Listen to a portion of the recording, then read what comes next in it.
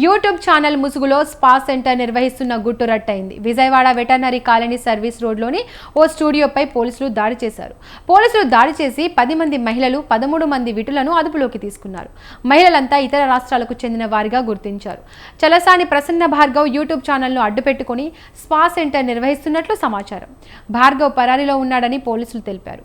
మాచవరం పోలీసులు కేసు నమోదు చేసి దర్యాప్తు చేపట్టారు.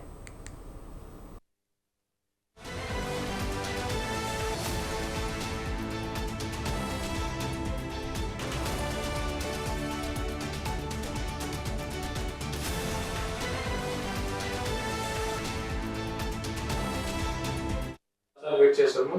కానీ నేను స్పెసిఫిక్గా ఒక వ్యక్తికి సమాచారం ప్రకారంగా క్లియర్గా లోపలికి వెళ్ళడం జరిగింది. మేము మమ్మల్ని చూసి వాళ్ళందరూ లేడీస్ కూడా పక్క బిల్డింగ్లోకి ఒక ర్యాంప్ లాగేసి ఆ పల్లెలు దూకారు. అది కూడా మేము వీడియో తీసాము. ఆ వాటర్ ట్యాంక్ వెళ్ళి వాటర్ ట్యాంక్ కింద దాక్కున్నారు. వాళ్ళందరూ వీడియో తీసాము. తర్వాత లోపల 10-11 మంది విటులు ఉన్నారు. వాళ్ళకు కూడా ఏం జరుగుతుందో తెలియక తలుపును బ్రేక్ చేశారు. అది లాక్ సిస్టమ్ ఉంటుంది, మామూలుగా తాళం ఉండదు. ఎవరైతే యాక్సెస్ ఉందో వాళ్ళకి మాత్రమే ఓపెన్ అవుతుంది. వాళ్ళు బ్రేక్ చేసిన తర్వాత 11 మంది విటుల్ని 10 మంది అమ్మాయిలు కట్టుకున్నాము. వీళ్ళందరూ కూడా అమ్మాయిలందరూ కూడా హిమాచల్ ప్రదేశ్, ఢిల్లీ, ఉత్తరప్రదేశ్ నుంచి వీళ్ళు అక్కడికి తీసుకొచ్చి మంత్లీ